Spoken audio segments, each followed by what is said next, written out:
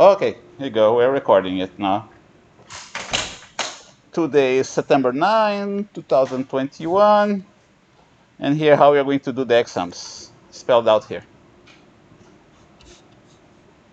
Okay. So having those recordings, you won't even need the notes, right? Posted there in the Google Drive. Don't you agree with that?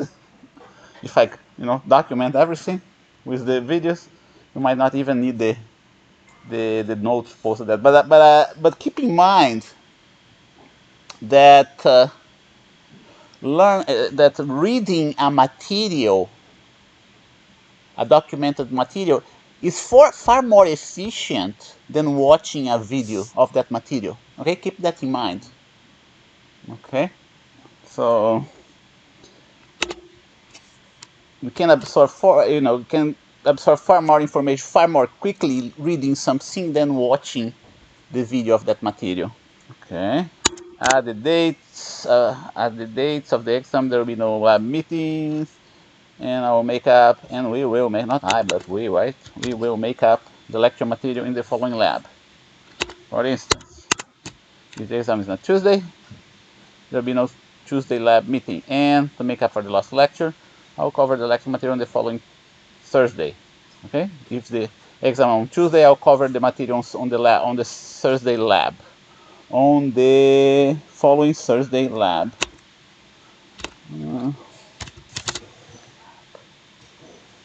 Thursday lab.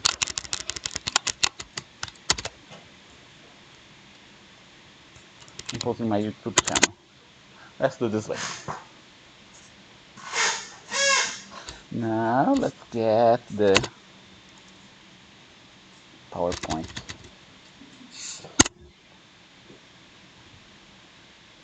Let me see if I have it. My bulb. Maybe it's this one here. Or maybe it's this one. Yeah, let's see here.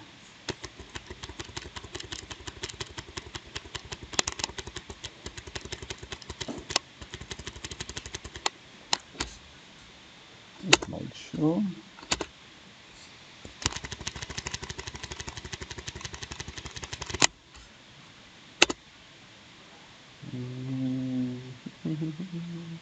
Okay.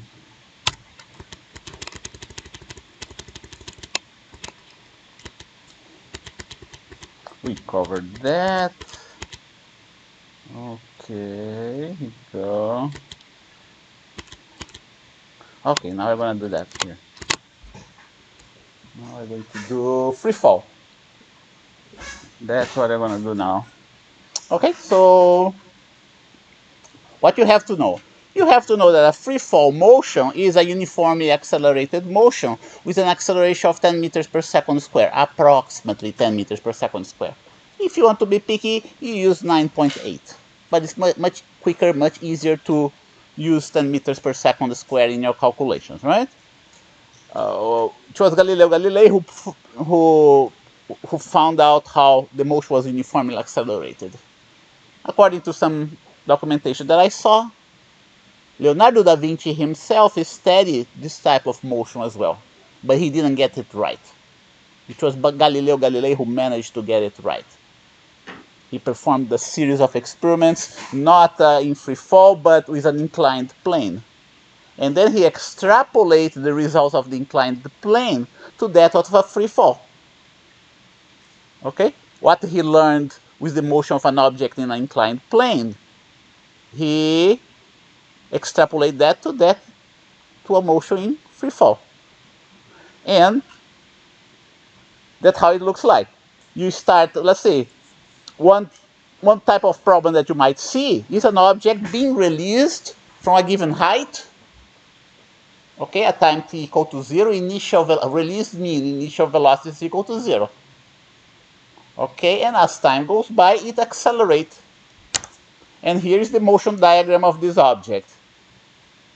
Okay, you can use this knowledge, for instance, to find out what is the height of a building. What's the height of a given building? Okay. And I'm gonna show you how to do that. Let's get that here.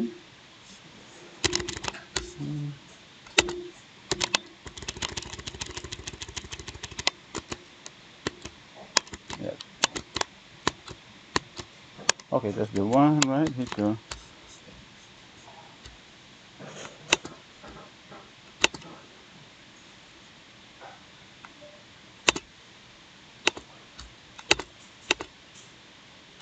Okay, free-fall motion.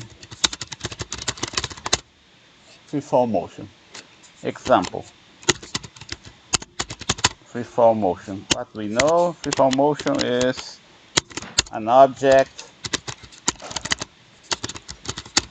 moving under the acceleration of gravity only. Subjected, oh wait a minute, subjected to the acceleration of gravity. An object subjected to the acceleration of gravity only. In this case, you can do g equal to 10 meters per second squared just to simplify your calculations.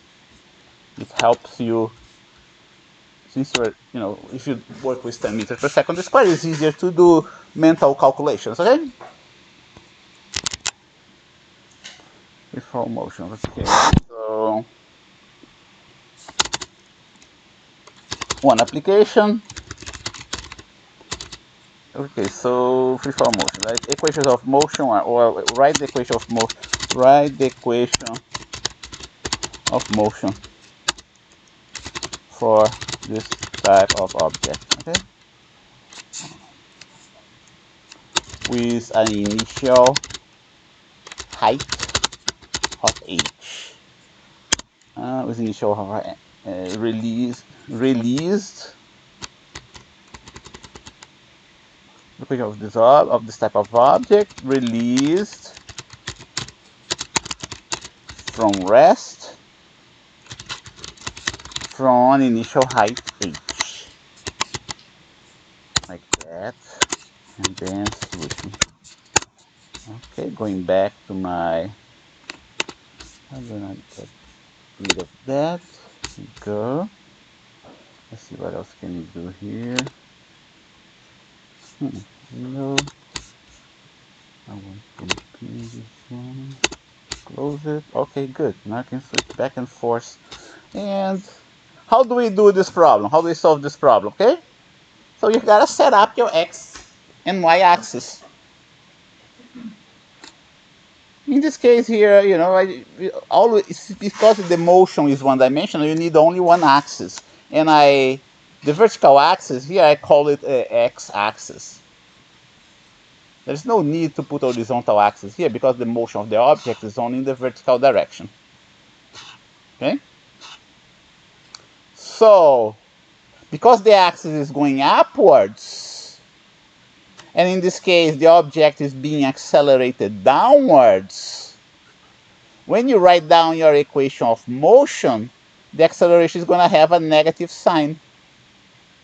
Okay? So here you go. Let's go write that down there in my notes. Okay. Axis upwards and acceleration downwards means that the acceleration will have a negative value in the equation. Okay? So the acceleration is going to be written down as minus g. Most books, I would say every book, always use g as being positive 10 meters per second square. Or every book uses a g that has a positive value. Okay? Keep that in mind. So using, let's insert a symbol here. Here we go.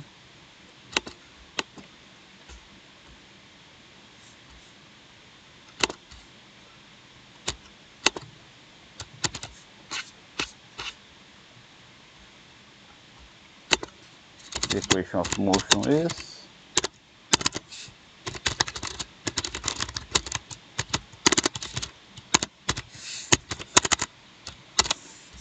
okay. I label the vertical axis as being x, so let's keep with the notation, right? And next is going to be x naught, which is the initial position. Some books, you know, make the vertical axis as being y. Okay, here we go. The next term is going to be v naught t. Can you remember those equations? Memorize those equations? V naught t is very useful. And don't forget the actual equations a t squared, right? And that's supposed to be a positive sign here. But let's not forget that a is minus g, and I'm going to substitute there in the next equation. Okay, that's the equation of motion. Going back to the figure, here we go. I want to find out what is the initial position of the, let's say you go to the top of a practical application of that, right? You go to the top of a building. You do not know the height of the building. Okay, you can do that. You go ahead, get a little object, a little stone, and your timepiece in your hand. Okay? At the moment that you release the stone, you start your timepiece and watch until the object hits the ground down there. And then you stop your timepiece. It's going to be, I do not know, maybe it's going to be 7 seconds, something like that, depending on the height of the building. Find the height of the building. Okay? So that would be an application of this type of equation. So here you go, and here freefall motion, object, write the equation of motion. Okay, I'm just asking you to initial height h. Okay, so in the next step, I'm going to substitute the x naught by h because it's the initial height. The object is released from rest. Consequently, initial velocity is 0, and the acceleration is the acceleration of gravity. A must be replaced by minus g. Okay? That's the equation of motion that you end up getting.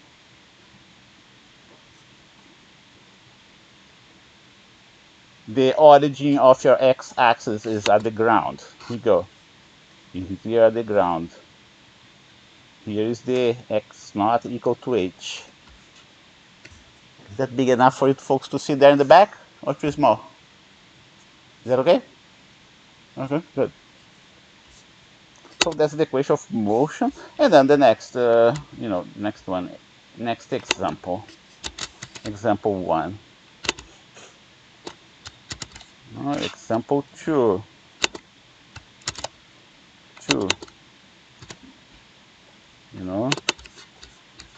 You go to the top of a building.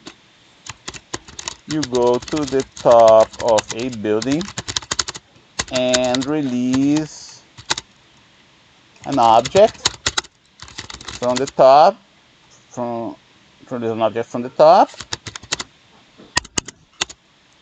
and time how long it takes to reach ground. Okay? You find it it takes, let's say, 7 seconds. What's the height of the building? What's the height of the building? Okay, solution.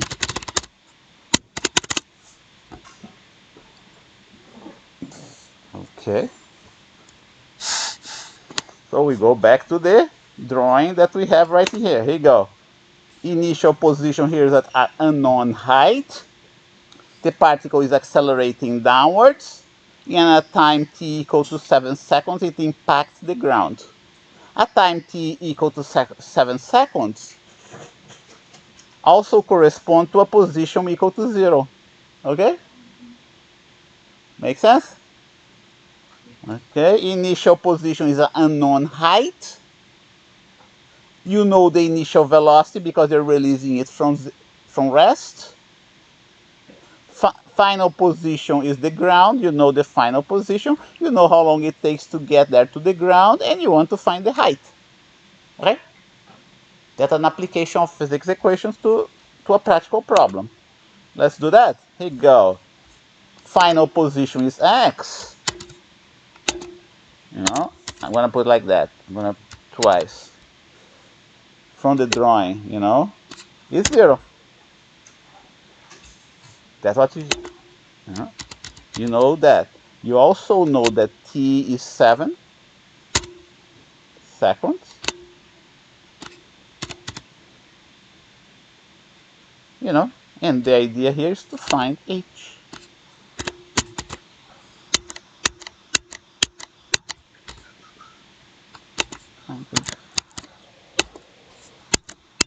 Here you go.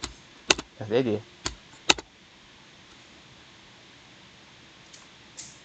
Here's your equation of motion. Let's take a look at your equation of motion. Oh. That's your equation of motion for that specific problem. You know x. I'm going to boldface what I know. You do not know h, right? You know half. You know g, 10 meters per second square, and you know t.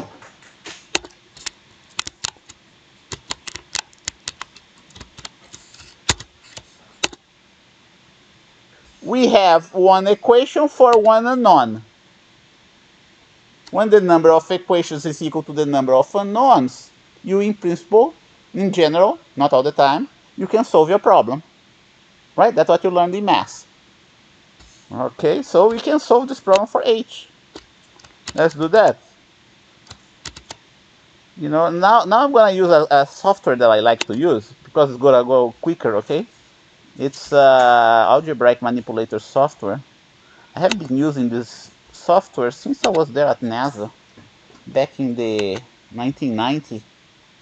I got my PhD, but maybe it was even earlier than that. Maybe it was 1988.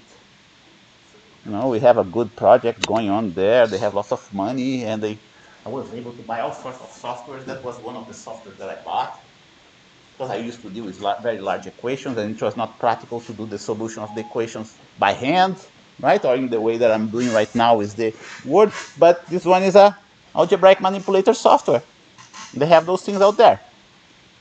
Do you know what algebraic manipulator software means?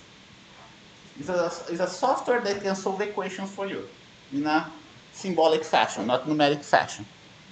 Those things exist since the 60s. Okay, and now I'm going to write down the equation here for you. X is equal to h minus gt. Okay. X equal. Some instructors don't think it's a good idea to show that to students. I disagree with them. Okay, t squared. See that? I typed my equation here for you. That's the equation of motion. And I want to calculate this guy here. I'm going to write down x equal to 0, which is the final position, t equal to 7 seconds, and I'm going to use g, the simplest, as being 10 meters per second square. Okay, the name of the software is Live Math. Let's see, free fall. Put it here. Anybody has seen that something like that before? No? That's a nice. Is that too small? Let's see there. My screen looks small. What about this people? Small? I do not know how to change the font of this. I think I know. Let me try. Let's see if I can change the font size. Font. Well, if I cannot change it now, I will. I'll look into that later on, okay? But anyway, yeah, I do not know how to change the font size right now. I know it's possible, but these ones are difficult to change. I haven't been able to change, but I have been able in the past to change the font of those, of the other ones. Let's see here.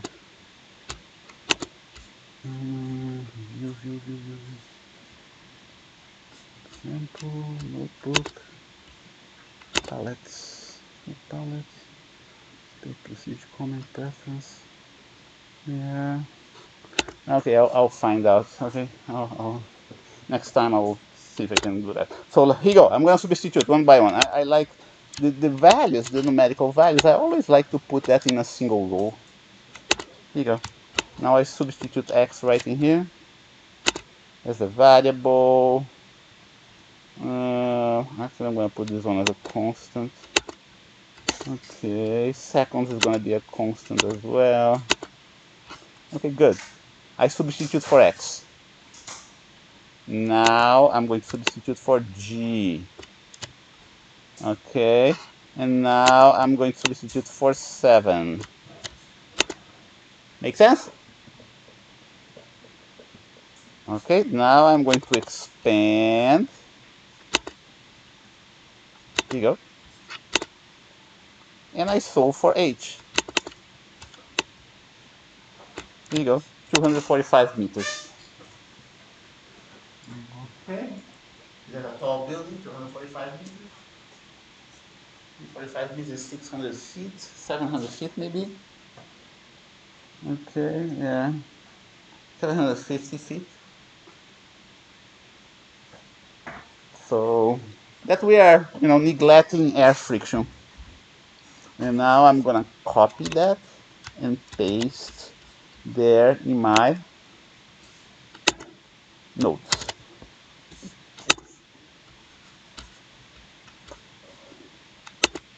That's the type of tool that we use in research, When I was doing research here at a private company here, private business here in Torrance, I need to derive a very difficult equation, very difficult set of equations. And the first time I derived it took me 24 hours of work to derive it using the software. How challenging the problem was. The first time took me 24 hours of work. I was not sure if the derivation was correct, so I repeated twice with the software again. The second and the third time took me each 8 hours of work. Okay? So the first time took me 24 hours because I was doing that the first time. And the second and the third time, each one took me 8 hours to repeat the derivation. And I felt comfortable about the result. Okay? The first result coincides with the second and the third one. Okay? So that's the advantages of using this type of software. At the time that I was using the software still had some bugs, and every now and then I would write those guys that the owner of the program, look, I'm having this bug in the software. They would receive it, they would find where the mistake was, and they would fix the program for us, right? Mathematica also does something like that, okay? Everybody knows Mathematica? No? Yes? Who knows Mathematica? Stephen Wolfram, you know? Yeah. Yeah, it does something like that, but it doesn't have the same interface. Right? I think this interface is better. It's more realistic. It's more the way it looks like exactly the way we write down in the paper. Okay, so that's the solution for our problem. Here we go, free fall problem. Free fall, did I write that down here? Yep, free fall motion.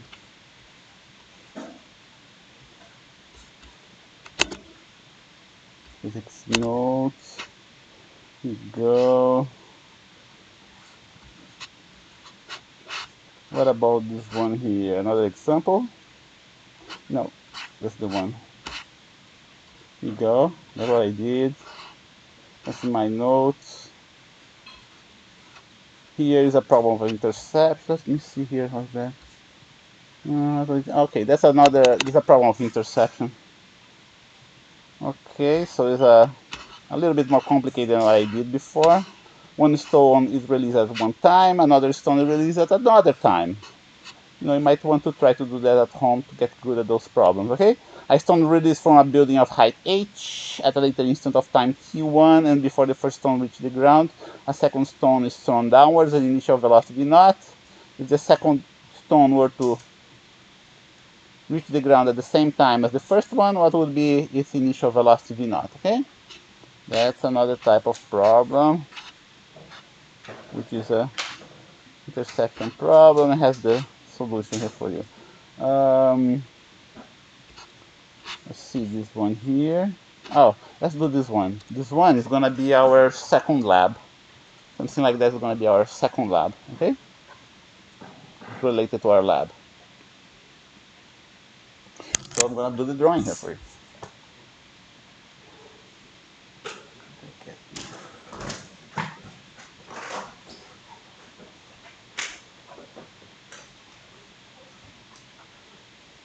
We're going to do an inclined track experiment, like the one you see right in here.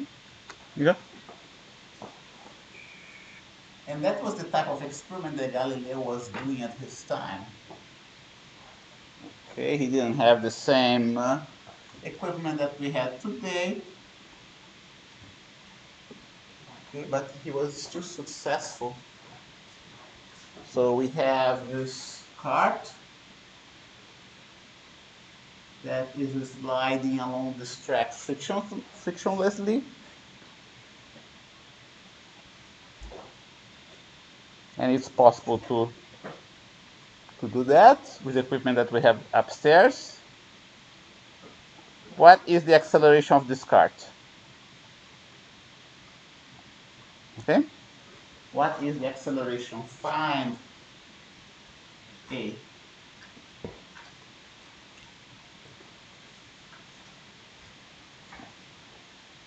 Find the acceleration of this cart.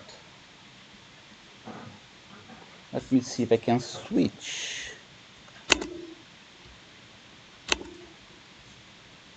No, I can't.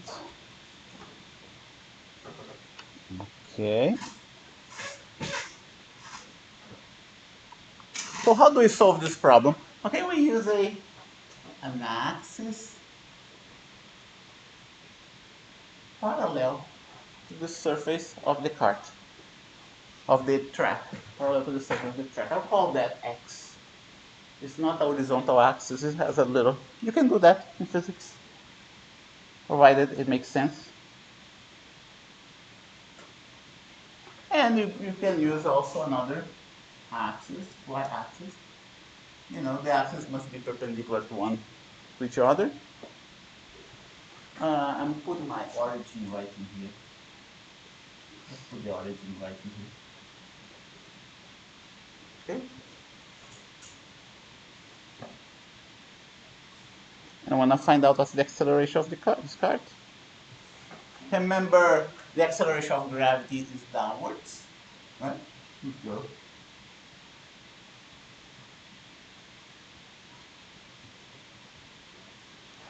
Acceleration of gravity is downwards. And now, how do you find the acceleration of the gravity? Or how do you find the acceleration of the cart? Okay, you decompose this acceleration right in here, One parallel to the track, the other perpendicular to the track. We're going to see that in more details in the next chapter. Make sense? Okay? So here you go. We have an acceleration along the x-axis, and now we have an acceleration along the y-axis. The key now is to find out what's this angle here. Okay, that's the key now.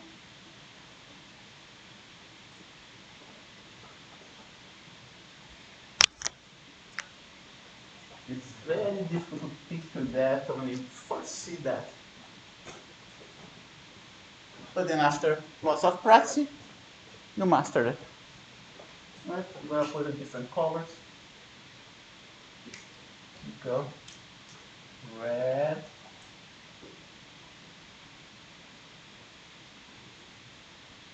and blue.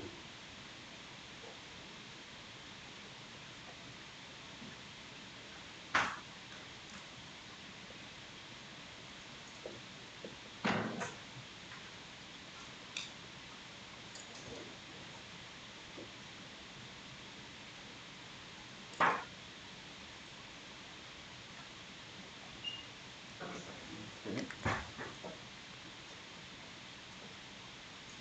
Now let's see how we can find out what that angle is. We know this angle right in here. Huh? We know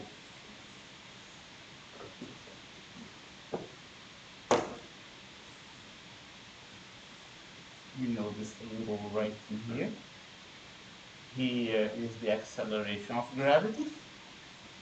The acceleration of gravity has this blue component, which also has this red component.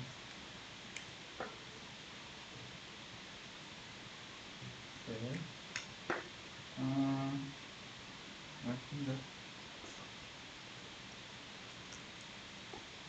Did you picture that already? What's going to be that angle? I'm going to be even bold enough to say, to make the acceleration of gravity length equal to this thickness here of the track, so you can picture that in a better way. Okay, so here we go.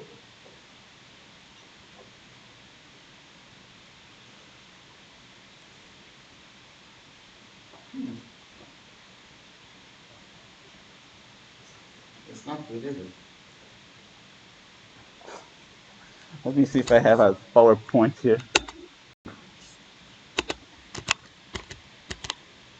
No, I don't have a PowerPoint, unfortunately. I was supposed to have it. But anyway, here you go. I'm going to project here perpendicular to this one. Oh no, this should be red. And a blue. Okay.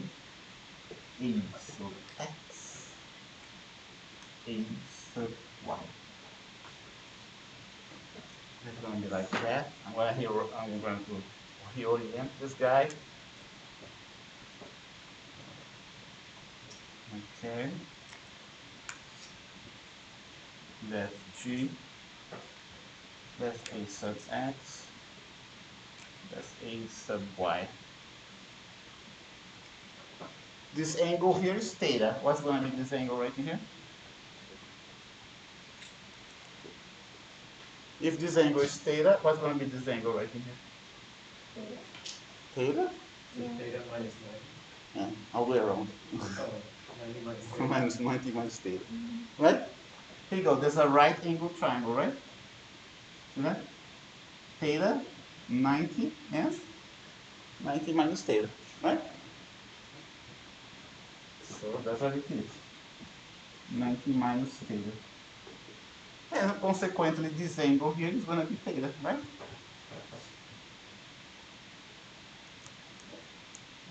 So now we know that A sub x, here we go, going back there to my A sub x is going to be G sine of theta. Okay? So it's easier to find this angle first, right? Because we have the right angle triangle here when you know this angle. Once you know this angle, you know that this one is 90 minus theta. And then we have a second right angle triangle here that's similar to this first one here. Okay? If this one is 90 minus theta, this one is 90, this one must be theta. Okay? Make sense? Yeah. For the mass, do you not need to know about the friction or the mass of the rectangular block? Well, I mentioned that there's no friction, right? You know? Let a card be placed at the top of the inclined track. Assume that this car moves with no friction, right? Okay. And this is a cinematic problem. Cinematic problem, right?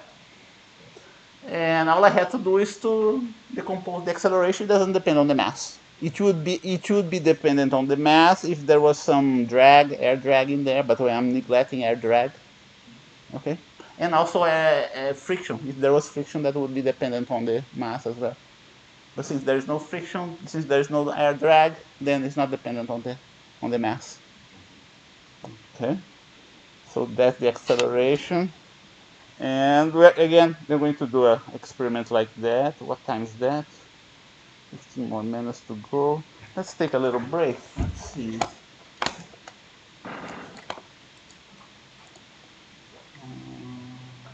Excel.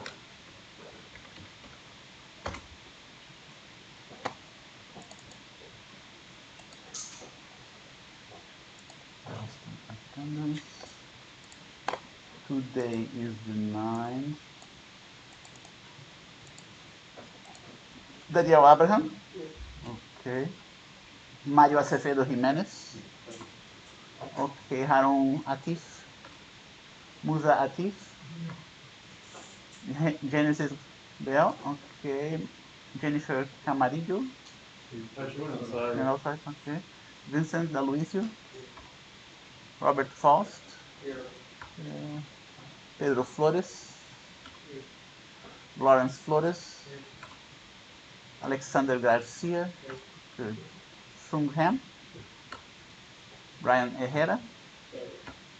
Brian Inez. Athena, right? Athena Teresa Castivales, not here. Jesus left. No. Cassandra Martinez. Here. Dylan Martinez. Henry Martinez. No Henry. No. Leonardo Melgar. Rafael Mercado. Raymond Miramontes. Jaime Mondragon. Alexis Migret. Yahia Paris. Marco Partida. Armando Pérez. Here. Abraham Pérez. Here. Nicholas Pisano. Here. Hans Oscar. Here. Ramon Quintana. There. Okay. Albert Ramirez. Joe Romero. Okay, Joe Romero is not coming in.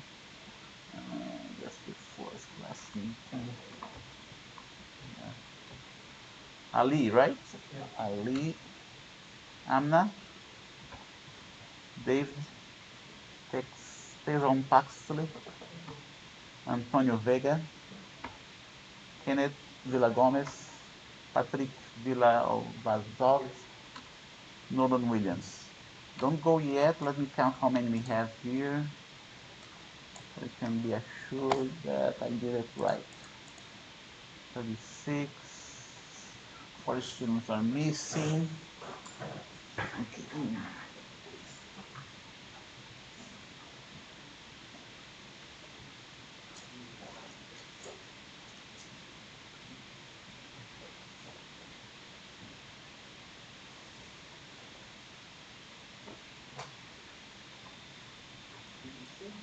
Oh, 36. That's good. They're in good shape. And 537, 538 right now. Plus 15 minutes. 5:53, right? Let's go for a 15-minute break.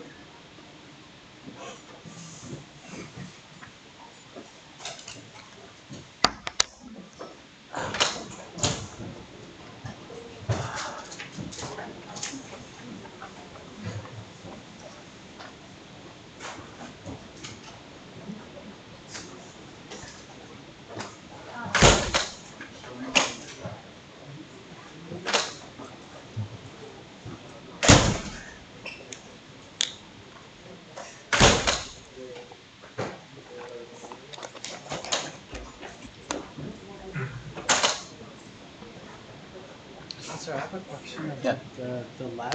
Last time we were in lab, you said don't write the report, right? Yeah, don't write the report yet because next time I will brief you. There are other things that you have to do. Do we have anything else to do in the lab besides nothing, right? Yeah, Waiting nothing. until next time. Yeah. Oh, Professor. So for the past 2 weeks, I've been trying to get my prerequisite for 138 cleared, but the counseling and the dean told me to just take 137. So I was 137. Well, what's 138? 137. physics 38. Are you talking about physics 37? Yes. Okay. So I've been trying to add 38, but the prerequisite wasn't able to get cleared. Oh. So they just told me to take 37. So I was wondering if I can get an add code for this class. Okay. So let me see. You're not registered to this class? Sorry? Are you registered in this No, I'm class? not registered. Oh. I was given an ad code for 130 for physics 38, Mm-hmm. but prerequisites weren't cleared. Uh-huh. So the dean and the counseling office just told me to To take physics 37 37. instead. Yeah, start Okay. from the series. I had the problem is that I have 40 students. That's the problem.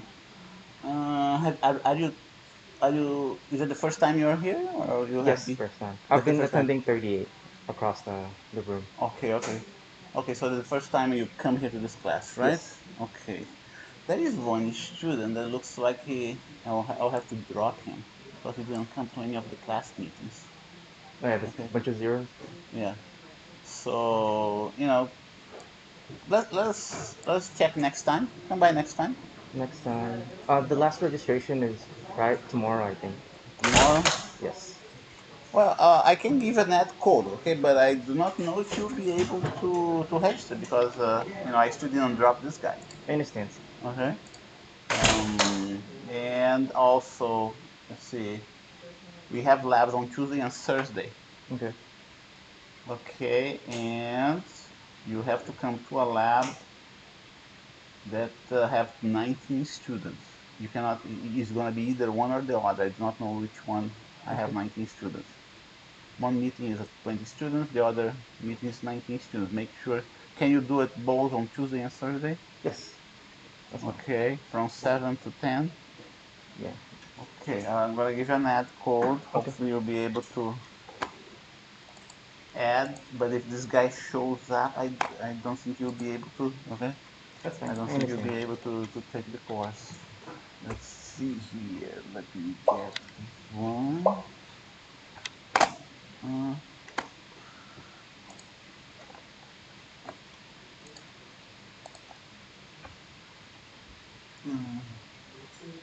shows interesting. Okay.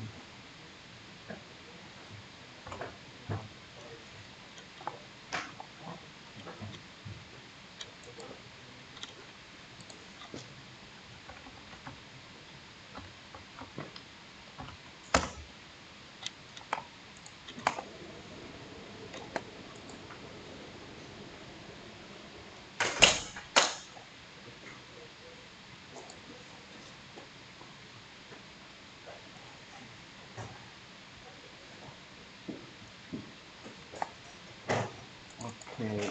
Do you have a pen? I can just type it on my phone. Okay, write it down. 1 1 One second. 1 5 6 5 6 0 1. 0 1. Let me get your name. Okay. Whoa. Oh, Jansen. Yeah, and by the way, you just arrived here. You weren't that here from the very beginning, Yes. right? Yes. Okay.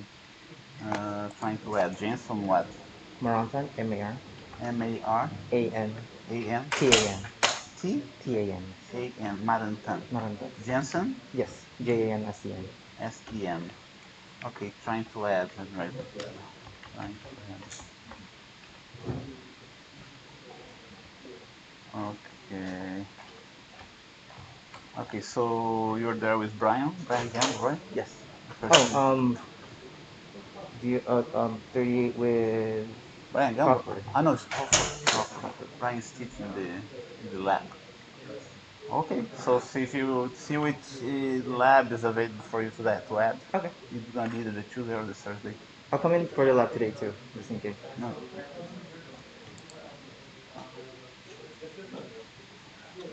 Yeah. Yeah, what was that app again for the equations thing? It's called live for the equation. Live math. Live math. Yeah. Live math. Let me type that for you.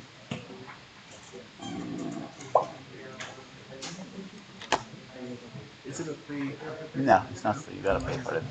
But it is reasonable. It's not expensive. I'll write it down here for you. Here. Live math. Oops.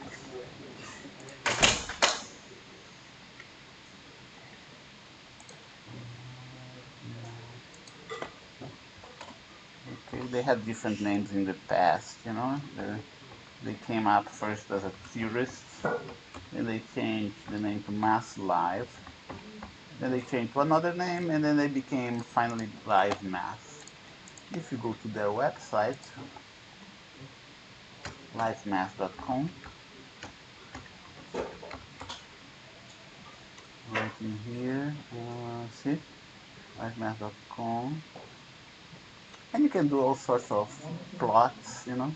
There's far more than what I'm showing to you, but you cannot do programming, serious programming, you cannot do serious programming. That's the only thing that I don't like about it. Products, see, live math, they have other products, but you want this one here. Everything else, you know. Oh, this one is free. This one is free, is a live math video.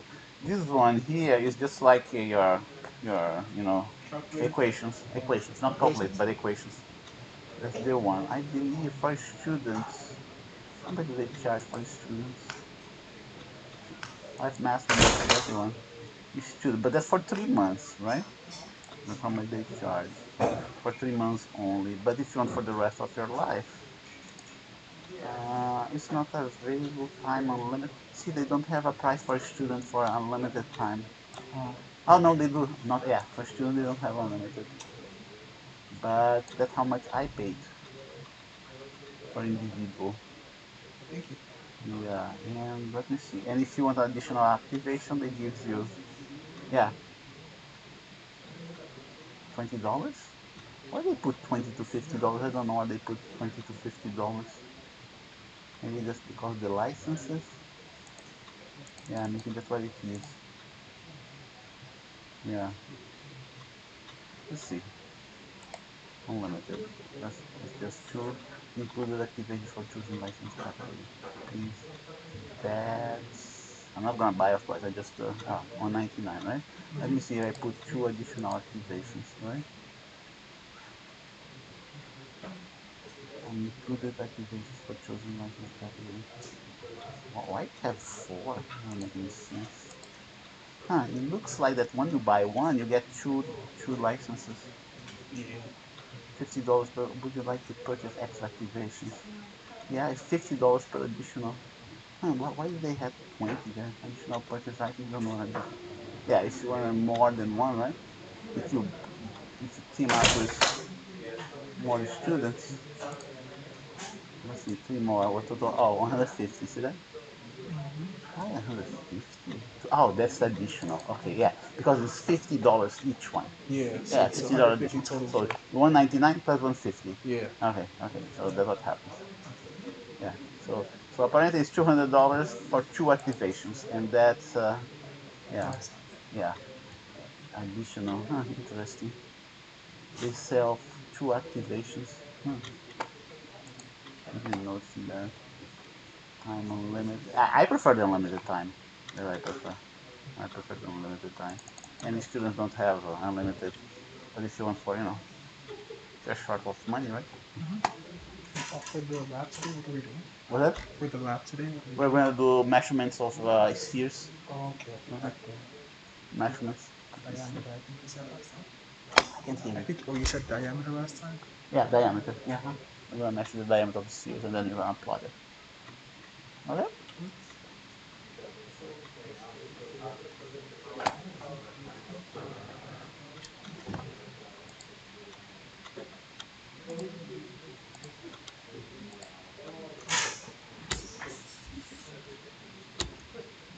I'm gonna pause the recording.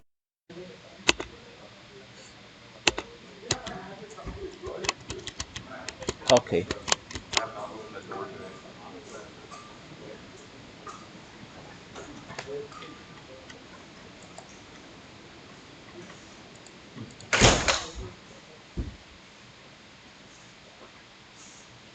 Okay, so we're gonna go into vectors now.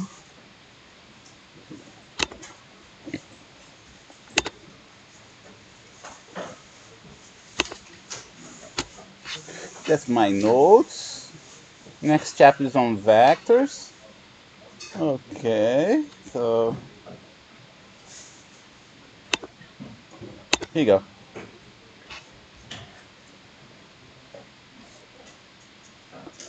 Let's see, animation, slideshow, hide slide, primary. Oh, what the heck?